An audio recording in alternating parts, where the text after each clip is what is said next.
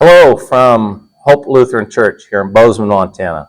I'm a member of Hope's Creative Care Management team, where we look at managing the natural resources around the church and around the globe entirely. I've been asked to share my experiences in managing natural resources. I've spent 40 years of my life working with ranchers and farmers, grew up in south central Nebraska on a farm, and went to the University of Nebraska. As you look at this photo to my left here, it's called Creating Regenerative Landscapes. What do you see happening in this photo? I'm going to just pause for a moment and let you reflect. What biological processes do you see? What ecological processes do you see?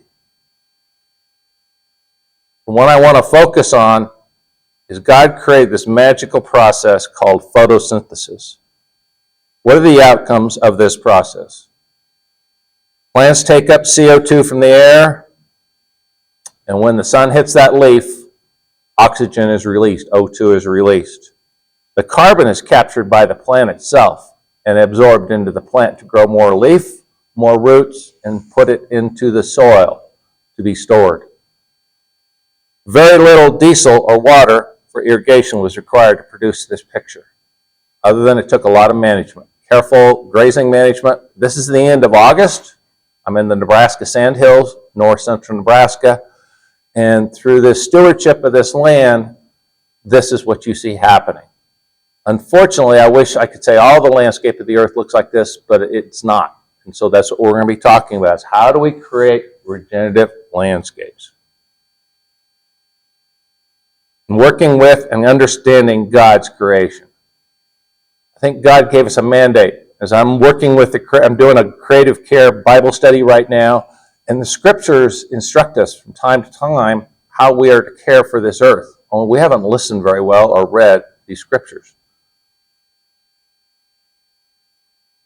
I want to reflect also, I showed you a picture of the grass, but what's going on below the ground? And I love this picture. It's from the U.S. Botanical Garden in Washington, D.C., part of this National Geographic October helped put it on in October of 2015, Smithsonian Institute. But as you can see here, there's this young lady admiring this display.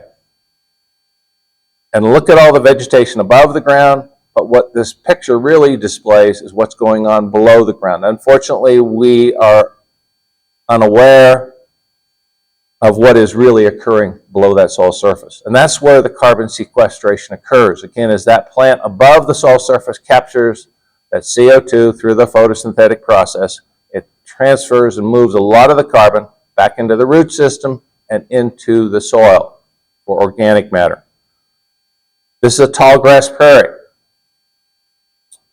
And it's not just the grasses we're looking at, but as you can see displayed in this picture in this display, there's a lot of wildflowers, forbs, a great complexity that God created. And how are we managing that? Are we maintaining that complexity? And are we maintaining the health of the earth? Unfortunately, again, I grew up in the south central Nebraska. Most of the tall grass prairie today has been plowed up. It is growing corn, soybeans, and other crops. And so we're no longer sequestering carbon when God created this earth. What have you been focusing on? If you're concerned with climate change, the earth is warming, according to the scientists, what part of this cycle are you focusing on? Our tendency is to focus on this right here, which is the factories, the vehicles we're driving, this power plants, and thinking if we can just get rid of that, it will solve our problem. I'm here to tell you it won't. What we need to focus on and understand is this whole carbon cycle, as they call it, and what's happening with the photosynthesis. Are we actually extracting? If we put a ton of carbon in the air through our use of vehicles, power plants, some of those things, are we extracting it, sucking it back out of the soil, out of the air, back into the soil? I can tell you we are not. Not at the rate that needs to happen. Using my vehicle and using gasoline wouldn't be a problem if for every pound I put in the air, the atmosphere was sucking it, or the plants were sucking it back out. So we need to look at what's happening with the decay process. Are the plants absorbing for the most of the year the sunlight and then sequestering that carbon? We need to understand the whole mineral cycle, and we need to understand where the bottleneck is. And I believe a large part of the bottleneck, again, is with this Earth and the Earth's surface. You also need to realize burning fossil fuels is not the only source that contributes CO2 to our atmosphere and methane to our atmosphere. As you can see in that upper left-hand corner, there's a tremendous forest fire going on. And according to a study led by Earth system scientists at the University of California in Irvine, nearly half of a gigaton of carbon, 1.76 billion tons of CO2 is released from burning boreal forests in North America and Eurasia in the year of 2021. Those of you living on the East Coast realize it was also occurring in 2023 as half of Canada, the northern half of Canada, was on fire and emitting, again, a tremendous amount of carbon back into the air. And so even if we shut down all the vehicles, shut all the power plants down, would we stop putting CO2 in the air? No. You can see in the lower left-hand corner, part of the Arctic, and as the Arctic is warming, the permafrost is exposed and it begins to biologically break down, again releasing methane and CO2 back into the air. And we already hear reports in the last several weeks of 3 or 4 volcanoes around the world exploding and blowing their top. And as you can see with this photo, it is also emitting a tremendous amount of CO2, methane, and other toxic gases into the air. In the upper right-hand corner, you'll see a bison. And bison used to be very plentiful across North America. They estimated over 60 million buffalo at one time lived on this continent over 300 years ago. We have since exterminated a lot of them, but we've replaced them with cattle. And both buffalo and cattle are ruminant animals. And when they eat plant material through their rumen, the process begins to digest that rumen, and it causes the animal to belch and to fart, pardon the expression.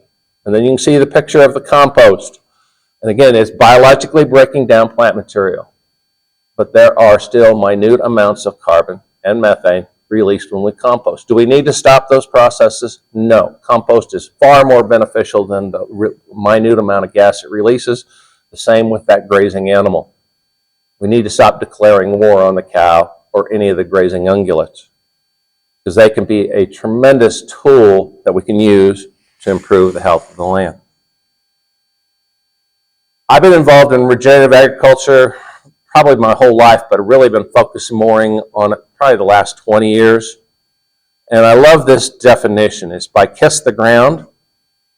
And it's a noun, and it describes a farming and grazing practices that, among other benefits, reverses climate change by rebuilding organic matter and restoring degraded soil biodiversity, resulting in both carbon drawdown and improving the water cycle. Again, as we experience climate change, the scarcity of water becomes a bigger and bigger issue. Do you realize for every 1% of increase in the soil organic matter, we give that soil the ability to store over 20,000 gallons of water on every acre? So not only do we improve the carbon, but we improve the availability of water, which sustains all of us. So we need to become more aware. There are 6 core principles of regenerative agriculture that people practice. The first one is changing their context, how they view the earth and the biological processes, ecological processes. And that's probably the most difficult to change, especially for farmers who've been doing it for their whole life and they've grown up on this farm. They have to begin to view how they manage that farm in maybe an entirely different fashion. And that's where it has to start. Because if I can't change a person's view or how they want to manage that soil surface, the animals that are grazing the land, the rest of it probably will not occur. The next is we've got to minimize soil disturbance. We've got to get rid of those big tractors, big tillage equipment, and use minimum tillage, if no till. That's the big proponent of those that are really changing the landscape, improving the health of the soil. They've gotten rid of that equipment, and they are doing no till. We want to maximize crop diversity. Again, God created this great complex earth with unbelievable biodiversity, all plants, animals, fishes. That was his mandate in Genesis, was to fill the seas with fish, skies with birds, and the land with healthy animals. We want to keep that soil surface covered. That goes back to the tillage equipment. The earth is much like our own bodies. What happens if we fall down and skin our elbows or skin our knees or unfortunately maybe get burned? What does the body begin to do? It immediately tries to replace and recover and cover that bare part of your body, which is the skinned elbow or knee, with skin once again. The same thing happens on this earth. We take a big tillage equipment or have a big fire, it bears it off. Immediately, he begins to try to cover it back up. Unfortunately, as farmers, many of us look at it and we call those weeds. And so we think that weeds are bad, so we, again, use more tillage or chemicals to bare that soil once again. And that burns up carbon like crazy. I'll show you here numbers in a second. We want to maintain a living root in the soil. So that again goes back to the great biodiversity. Most plants have a limited window where they grow. Some grow early spring, some grow late summer, some grow all year long. If we keep that great complexity, we'll always have something living and growing in the root. And as farmers, we can do the same thing through changing our agricultural practices. We want to integrate livestock back into the farm. I grew up on a farm. The first farm I grew up on was a dairy operation, but we also had pigs, we had chickens, we had ducks. They weren't confined in little factory buildings. They were running around on the landscape free, interacting with the earth and benefiting the earth and the plant community. So all 6 of those have to happen if we are to really begin to regenerate in a quick fashion the landscape. Let's pause for a moment and let you reflect on this picture.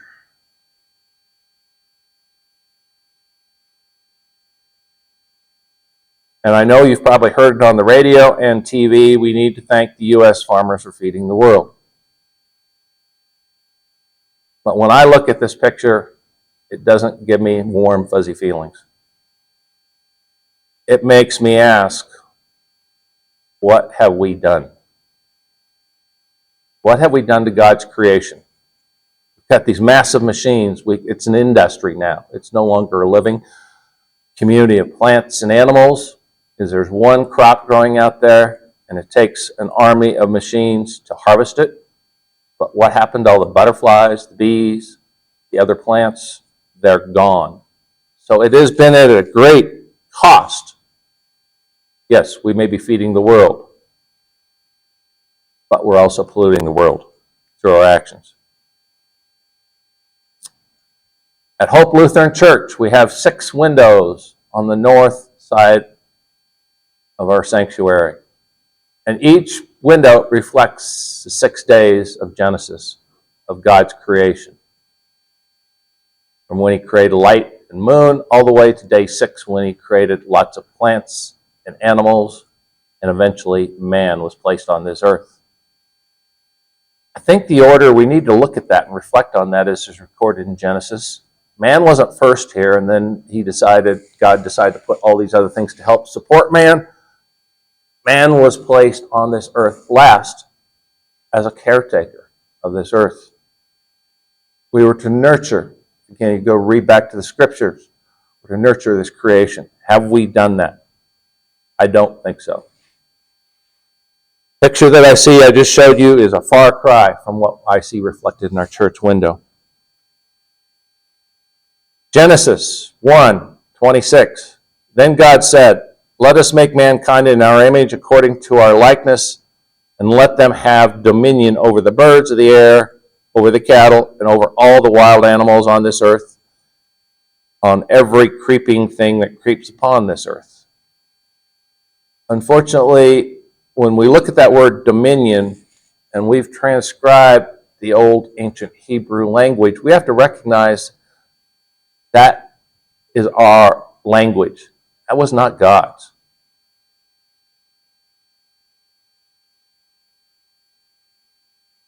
If you look at two Hebrew words that are in place for dominion, again, old Hebrew language, the first is lavovda, which means to serve it.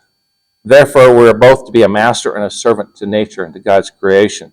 The second, lezmora, if I'm sorry about beat up the pronunciation, it means to guard it. This is a verb used later in the scripture to describe the responsibilities of a guardian of property that belongs to someone else, God. This guardian must exercise vigilance while protecting and is personally liable for the losses that occur through negligence. This is perhaps the best short definition of humanity's responsibility for nature as the Bible conceives it. We are, in fact, not only to do no harm to God's creation, but we're to strive to make it better. That's why God put us on this earth as caretakers and instructed us to do so. As you see this picture, this farm field, lots of tillage was used. 476 billion tons of carbon have been emitted from the farmland soils due to inappropriate farming practices. You ask, how does that occur? When we use deep tillage, we aerate the soil. As we aerate the soil, that causes the organic matter in the soil to break down and oxidize, and it releases it back into the air. So not only are our power plants emitting CO2, so are our farm fields. We should be sequestering carbon, not releasing it. Compared with only 270 gigatons emitted from burning of fossil fuels. So our farming actions are contributing to climate change. Regenerative agriculture shifts in thinking and paradigms. Our current approach is to compete with nature, so we cut down the trees, all the plants that we don't think benefit us. Our shift in context is we need to start partnering with nature and find reasons to include things rather than exclude things from our farming practices. We need to stop disturbing the soil. We need to protect that soil, cover it at all costs. We need to stop managing monocultures. God didn't create large cornfields, soybean fields, wheat fields. He created great complexity. We have steered away from his creation when we start creating these large monoculture fields. We need to learn how to manage diversity. Is it easy? No. Being involved in regenerative agriculture. But it's easier than you may think. Again, just working with nature, things begin to click versus fighting it. And we need to stop having a reductionist approach and become more holistic in our thinking and our ways of doing things. Well, you're watching this online. I know you have a computer. You're watching this through YouTube. So my recommendation is I want you to Google it, and you can also buy this book by Kiss the Ground, written by Josh Tickle. But there is now an organization called Kiss the Ground, and they've produced several videos. There will be a new one coming out this spring called Common Ground. We as a church are going to show it as to our congregation. But Google and watch this trailer. And then if you can, get a hold of the DVD or download it and watch it. This is me in the center there, right there, a little bit younger than I am today, but I'm teaching a seminar in Wisconsin to this group of farmers and ranchers. Some of them are producing bison, some are producing dairy animals, and others are producing hay. But we are talking, this is late September, and on this ranch is North Star Bison. It's in Rice Lake, Wisconsin. The reason I took these students out there is this rancher is doing a marvelous job of improving the health of the land and sequestering carbon. So we went out into there and we just talked about the biological processes. Rather than being in a classroom, let's touch it, let's feel it, let's dig in it, and let's learn. There's a quote at the top of this slide that I really have liked I worked with Don Campbell back in the late 80s. He became a holistic management educator along with myself. But he came up with this statement, or this quote, and I just love it. If you want to make small changes, change the way you do things.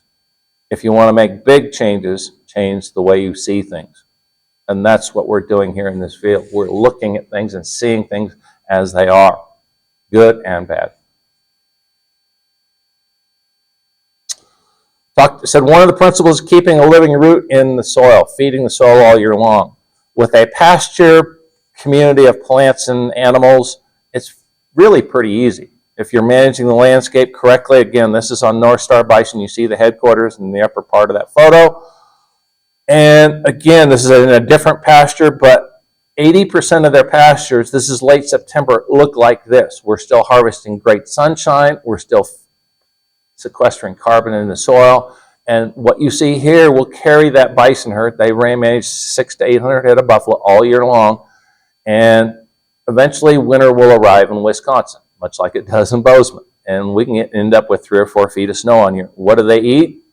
They use their big heads and dig through the snow and eat this residual grass. It feeds the animals and the soil all year long.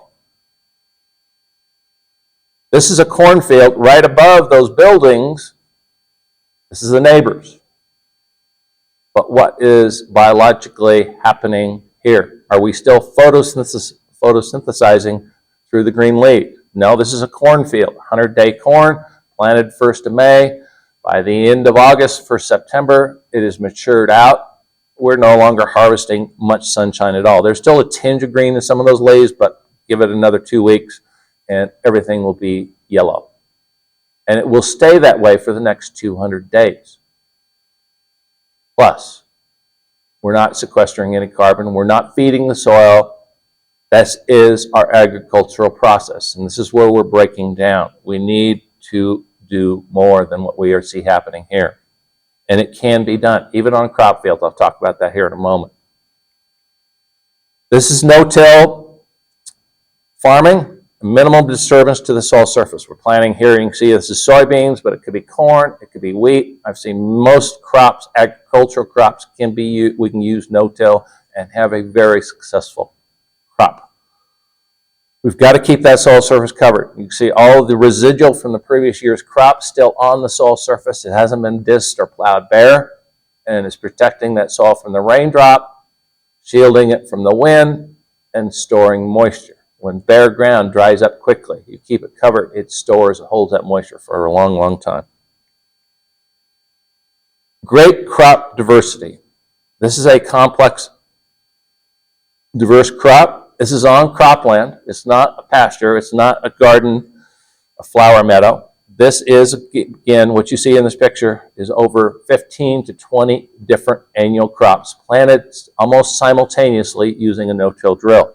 You'll see sunflowers there, ZZ. We've got radishes in there, canola, rye, millet. I think there's even some corn in there, radishes. I just cannot remember all the species that are in there, but it's great complexity, and they're all feeding the earth. And this is a butterfly's dream. Also, the pollinators, the bees. You go in this field in the middle of July, and it's just a buzz. You almost wish things could be quiet, like some of our cornfields, but it is alive. Pheasants and deer just thrive in here. This is on Gabe Brown's, which I'm going to talk to you here in a moment. Okay, if I've got that great diversity, how do we harvest that crop?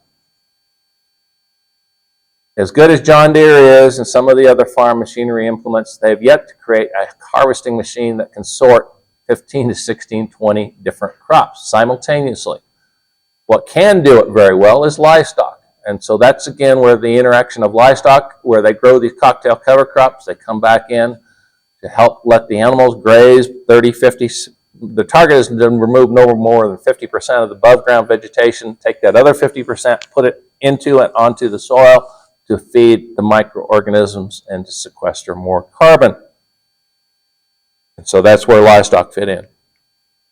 This is Gabe Brown, an innovator who started some of the regenerative movement back in the late 90s. Gabe has been through my holistic management class that I taught, along with Alan Savory. This is Gabe's journey. He didn't grow up on the farm. And that may have been why he was able to change his farming context. As I told you, context is very important. Though his love was on the farm. Whenever he had, through the summers, he'd go volunteer working with his neighbors or his grandfather who owned a farm. He just wanted to get out of town and watch nature work. He married his wife, and his wife had the farm. Her parents owned the farm. The old adage is you want to get into farming, you got to find somebody who marry into it. They eventually had to buy the farm in 1991 from her parents. Gabe was watching some of the agricultural practices, didn't like what some of the responses were, high soil erosion, organic matter being depleted, having to use too much fertilizer, the list goes on. But he kept battling with his father-in-law, and so the only way he was able to resolve it is he had to buy that farm. He bought it in 91. Had to borrow a lot of money, but they bought it. In 95 through 1998, Gabe had 4 years of crop disasters. They call it the White Combine in North Dakota, but it also happens in Montana or other western states. It's a great big hailstorm. And the hailstorm came through and annihilated all of his crops. Nothing to harvest, nothing to sell. After 4 years of financial losses, the banker began knocking on the door. He didn't want to lose the farm he just bought. So he started in late 97, 98, really starting to become more observant and question. And he walked out into the pasture that was a hailstorm. About half the farm is cropland, half was pasture land. And as devastating the hailstorm was, it didn't destroy the pasture land. It rebounded fairly quickly. And that was a major aha. It goes, God had a purpose. That's why he put all these different plants out here. They all respond, and they respond differently. With his farming practices, he was using no-till. He was using a lot of herbicides, and because of the herbicides, he had his cornfield wiped out. He was unable to come back and plant another crop until the herbicide effects of the herbicide wore off. So he changed his practices. Gabe Brown's success he's had on this farm. Let's look at the crop yield. Gabe has been still growing corn on some of his cropland for over 25 years. The average yield on his cropland now is 127 bushels per acre, while the county average is only 100 bushels per acre. What you need to realize with that county average, it's with high inputs, lots of fertilizer and lots of herbicides. Gabe's 127 bushels has minimal amount of herbicide and no fertilizer. So he's got minimal inputs, no tillage. So he's making money growing 127 bushel corn. This is dryland corn in North Dakota. Soil organic matter. Organic matter on his cropland has increased from 1.8% to over 6%. Some fields are approaching 8%, and we still don't feel we've hit the limit. And remember, as I said, for every 1% increase in organic matter, we're storing over 20,000 gallons of water. So that's the benefit. Even through the droughts, Gabe is still able to grow corn because he's got soil that is storing moisture. 20,000 people a year are now perusing Gabe's farm. They come from all over the world. I've had a group of Australians a couple of years ago, before COVID hit. We were touring Montana. When they left Montana, they went to Gabe Brown's farm for a couple of days to listen to his story and to see the results. He's created his own marketing label called Nourished by Nature. He produces and sells grass-fed beef, lamb, pork, turkeys, chickens, eggs, honey, maple syrup, garden vegetables. And now, today, there are still 4 families living on this farm to do all those activities, to support all those crops. What is unique about that is the 5,000-acre farm. Many 5,000-acre farms in North Dakota will barely support one family because of, again, improving the health of the land, making the ranch highly profitable. We are bringing people back to the land, not losing it. I've been talking about sequestering carbon in the soil. Here's a picture of it. You can see the dark, black, rich soil. That's what soil looks like when it's in high organic matter. According to Penn State University, soil organic matter is roughly 58% carbon. To increase soil organic matter by 1%, you need to add an additional 20,000 pounds of soil organic matter, or 11,600 pounds of carbon. We suck 11,600 pounds of carbon out of the atmosphere, through the plants, into the soil, and this is how you sequester carbon. Keep that number in mind. This is from the 48 states here in the United States. Today, there are approximately 406 million acres of cropland in the United States. What if we could increase the organic matter just 1%? Gabe increased it 4%, 5%, 6%. But how many tons of carbon would that suck out of the air? And then on our pasture land, most of my career have been spent working with ranchers, and we find because we've got greater biodiversity on many remnant pastures, there's 741 million acres of cropland, or rangeland, pasture land here in the United States. And easily, I know we could probably raise that 1% to 2% on all that. So we're talking a little over 1.3 billion acres, and it takes 6 tons to raise it 1%. How many tons of carbon are we sucking out of the air annually to do this? This is where I was talking about. Yes, I think we need to reduce our power plants, some of those things. I'm not a big advocate of shutting everything down and watching our economy crash, because I know people won't do it. We've gotten used to our quality of life. But there is a way. And we can look at our forests. I'm not a forester, so I'm not going to go into there, but I know we need to change our management of our forests and stop them from burning as they have been. And so we've got great opportunities to improve this earth and get back to what God's creation was. So what can we do with the Hope Creative team? We're going to try to provide more accurate information. We're updating our website. We'll be listing some books. I'd encourage you to we're going to try to create connections. I know ranchers and farmers on the land, and I want to introduce them to our congregation and to the people who really want to buy their products. I want you to get involved with Western Sustainability Exchange. It's out of Livingston, Montana. There are other organizations, Quivira in New Mexico, all across the country. Look at who is helping to get into regenerative agriculture, sequestering carbon. Google it. Kiss the Ground is another nonprofit growing rapidly. They're coming out with a new video. And there's other organizations. Change how you see things. Go back to Don Campbell's quote. So you see a plowed field, you know what's happening. It'd be good or bad. We see great stewardship on the land, and this farmer may be selling his wares at a farmer's market. You need to make connections. Is it extra effort on our part? Yes. I don't just blindly follow labels. Because of my work, I know what farmers and ranchers are doing great work, and I buy their products. How to be sort of vegan, and how would this help the planet? One of my frustrations in reading various articles about climate change is there's a big push to get us to stop eating meat. And I don't think that will necessarily greatly improve the health of the earth or God's creation. Especially when the meat may be raised 150, 100 miles from where I live, versus I want to buy avocados, oranges, lettuce in the middle of winter in Montana. Where is that food coming from?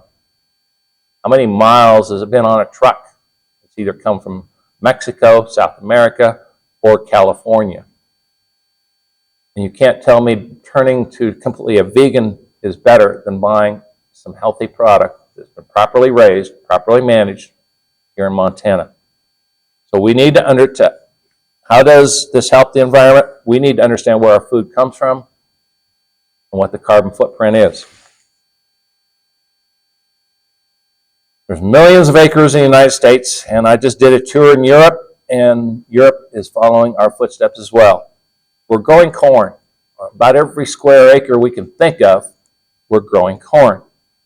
Do you know that 40% of the U.S. corn crop is used today to produce ethanol? And that's about to go up.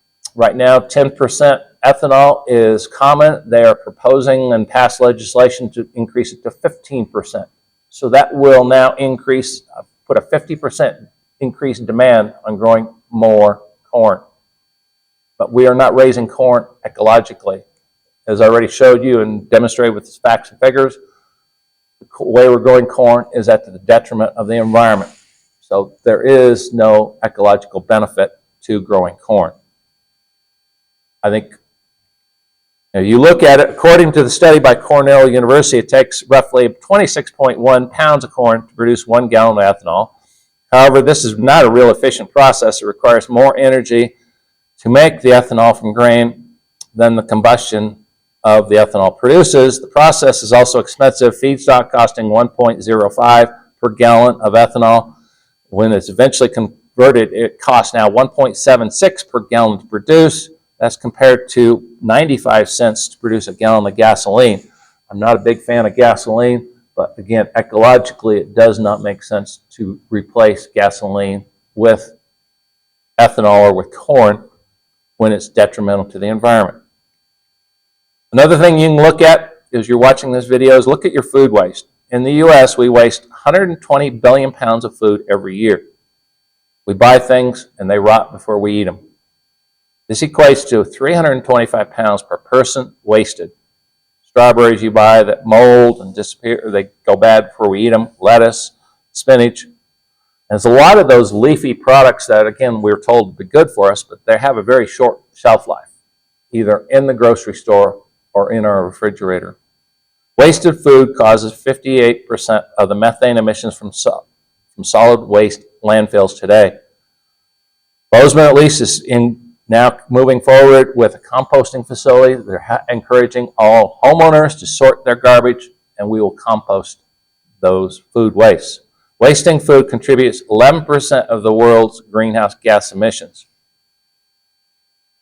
So simply switching to an EV vehicle, I don't think is enough. And not if we don't change some of our other bad habits and improve the health of the earth. This is where I live, north of town in Bozeman, about 3 miles. I live on about 1 acre. It's not big enough to run livestock, unfortunately. But the way I manage this 1 acre is entirely different than my neighbors. I don't mow all of it. At least a third to almost a half of it only gets mowed once a year. And I let the wildflowers, you can see all this gray here is lupin. This is off my drone. And through this whole area, I call it the wild area, it's a wildflower garden. In the spring, starting about mid-June all the way into August, I'll have wildflowers blooming everywhere. And my neighbors come to me going, "How did you plant that wild garden?" I says, "I didn't. I just let Mother Nature take over and stop fighting her." And then you can see my garden. I got raised beds there. I got fruit trees. So am I covering my carbon footprint? I don't know. But I am trying to benefit. I can take a soil probe out there and look at in that area where all the lupin is. I am building carbon and changing things, the way I manage things. This is my raised bed. And again, the way I even garden is way different than what I did 30 years ago. I love gardening. I hate weeding. I hate hoeing. When I create these raised beds, I fill every square inch or every square foot with a living plant. I did discover that if I can put desirable plants on every square foot out there, the weeds cannot compete with what I want. I still have some Canadian thistle. You can see one right there that's growing outside the bed that I do have to dig up or pull out, but rarely do we spend a lot of time weeding. And I'm growing potatoes, squash, cucumbers, zucchini, strawberries, lettuce, everything in there. And it provides Brenda and I food for 3 to 4 months, sometimes 6 months if we do a lot of canning. It helps sustain our lifestyle. And it's very nutritious food. There's another video I want you to dig up and look at. It's new. The roots are so deep that you can see the devil down there. There's a trailer now available. You can watch it on YouTube. But there will be a release of this whole movie called The Roots Are So Deep. You can see the devil down there this spring. And it's by a remarkable scientist, researcher, publicist out of Arizona State. and he's working with many of the clients that I've worked with. He's videoed, and again, if you want, you can get a hold of me, and I will give you some sources of information. On day 6, God placed man on this earth. How can we restore, regenerate God's creation? Hope's team, we hope to promote a healthier environment. So we're going to do some book studies, have some tours, set up some this summer, and we'll do some other workshops. I already have been working with Interfaith, Montana Interfaith. We're going to have a council meeting here, or a conference here in Bozeman. We're maybe looking at Hope Lutheran Church in September. So keep on, you're aware of that. This is a picture of me and Bill Milton and his brother Max. We're walking through this pasture, and I've been working with Bill since 1985. And he has done some remarkable things. He is actually getting paid to sequester carbon through his pasture management. But this is a quote from Bill, and it really reflects my own thinking. When asked if I'm pessimistic or optimistic about our future, my answer is always the same. If you look at the science about what is happening to the earth today, and you aren't pessimistic, you don't understand data. But if you meet people who are working to restore this earth and the lives of the poor, and you aren't optimistic, you haven't got a pulse. What I see everywhere are ordinary people willing to confront despair, power, and incalculable odds in order to restore a semblance of grace, justice, and beauty on this earth. And this was actually printed in Resilience issue number 44. You can again download it. But I share that view. And last but not least, this is a prayer I want to leave you with. Lord, make us instruments of thy shalom, living in ways to support the